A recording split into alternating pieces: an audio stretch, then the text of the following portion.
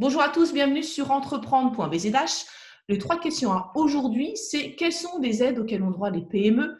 Beaucoup d'annonces ont été faites par le gouvernement. Pour y voir un peu plus clair, j'ai avec moi Guillaume Couronné. Bonjour.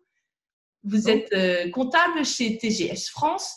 Quelles sont les mesures auxquelles peuvent prétendre les entreprises pour alléger leurs charges au quotidien? Qu'est-ce qu'elles peuvent faire déjà aujourd'hui pour alléger leurs charges?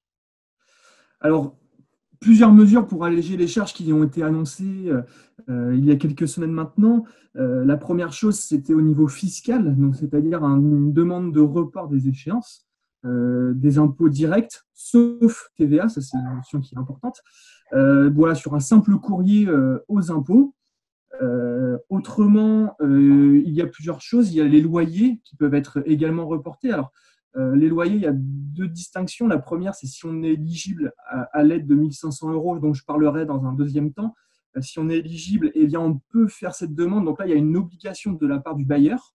Encore une fois, simple courrier. Si on n'est pas éligible à cette demande, on peut quand même procéder à une demande écrite auprès de notre bailleur. Donc ça, c'est assez important. Euh, Même chose pour tout ce qui est eau, électricité et gaz. On peut faire une demande sur simple courrier auprès de notre fournisseur. Ensuite, au niveau des cotisations sociales, donc les travailleurs non salariés peuvent avoir un report de leurs échéances. Donc ça, c'est d'ores et déjà acté et automatiquement pour les échéances de mars et d'avril. Également, il y a une demande à remplir auprès de cet organisme, la Sécurité sociale des indépendants, pour avoir une aide complémentaire. Euh, voilà. Et quelles sont les aides financières maintenant auxquelles peuvent prétendre les entreprises? Alors, les aides financières, il y a plusieurs choses. La première, c'est tout ce qui vient de l'État. Donc, vous avez entendu parler sûrement des 1 500 euros qui sont octroyés aux entrepreneurs. Les 1 500 euros, donc c'est sur simple demande sur le site impôt.gouv.fr, espace particulier. C'est une comparaison entre le chiffre d'affaires de mars 2019 et le chiffre d'affaires de mars 2020. La différence est remboursée par l'État. Si l'entreprise n'existait pas au 1er mars 2019, c'est une moyenne jusqu'au 1er mars 2020 de la date de création. Ça, c'est un simple courrier. Il y a une aide de la Sécurité sociale des indépendants, j'en ai parlé juste avant. Donc, sur simple demande également, adressée par mail, il peut y avoir une demande qui va jusqu'à 1 200 euros. Et donc, ça, c'est pour le volet plutôt État. On a un volet qui est aussi sur amélie.fr. Si l'exploitant a un enfant de moins de 16 ans, donc c'est-à-dire qu'il ne peut plus être scolarisé actuellement, il peut bénéficier d'une aide de 700 euros, qui peut aller jusqu'à 700 euros. Il y a un volet plutôt régional, donc ça c'est chaque région qui a mis en place ce volet-là. Alors il y a un volet qui est pour toutes les régions, mais c'est vraiment une aide qui provient de la région et non de l'État. C'est une aide de 2 000 euros. Donc cette aide de 2 000 euros, elle est adressée aux entreprises qui ont au moins un salarié, qui ont les banques qui ne suivent pas concernant un prêt garanti par l'État, notamment ce qu'on a entendu parler dans les dernières mesures. Donc ça, elles ne peuvent pas y prétendre.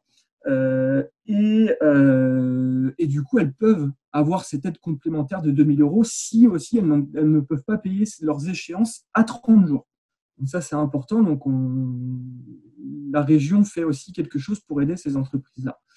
Donc voilà un petit peu les trois grandes mesures phares pour les aides qui proviennent de l'État. Le Juste pour confinement, Pardon, pardon, juste allez-y, Guillaume.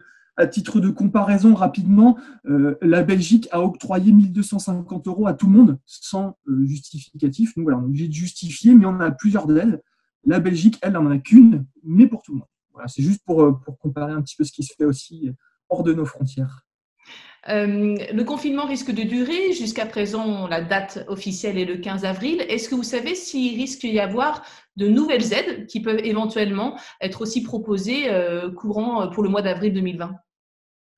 Alors, ce qui est déjà sûr aujourd'hui, on va dire d'acté, c'est les 1 500 euros. Donc, les 1 500 euros seront renouvelés pour le mois d'avril. Alors, la seule chose de savoir aujourd'hui, c'est est-ce qu'ils sont renouvelés jusqu'au 15 avril, date du fin du confinement officiel à l'heure où on se parle, ou est-ce qu'ils sont renouvelés jusqu'à la fin du mois d'avril si confinement est prolongé. Donc là, on ne sait pas encore, mais en tout cas, on sait déjà que les 1 500 euros seront renouvelés. Ça, c'est une certitude. Probablement que les 2 000 euros également, mais ça reste à confirmer. Voilà, tout ce qui est mesures de prêts garantis par l'État, ça, ce sont des mesures qui s'étendent jusqu'au 31 décembre 2020. Donc les entreprises peuvent en bénéficier dès maintenant et jusqu'à la fin de l'année. De même pour le chômage partiel, il y a des demandes qui sont en cours peuvent être aussi prolongées sur le mois d'avril. Merci beaucoup Guillaume pour ces précisions. Merci à vous. Et n'hésitez pas à me contacter si besoin est pour accompagner dans toutes ces mesures, pour éclaircir tous les sujets qui sont assez vastes en ce moment. Merci Céline.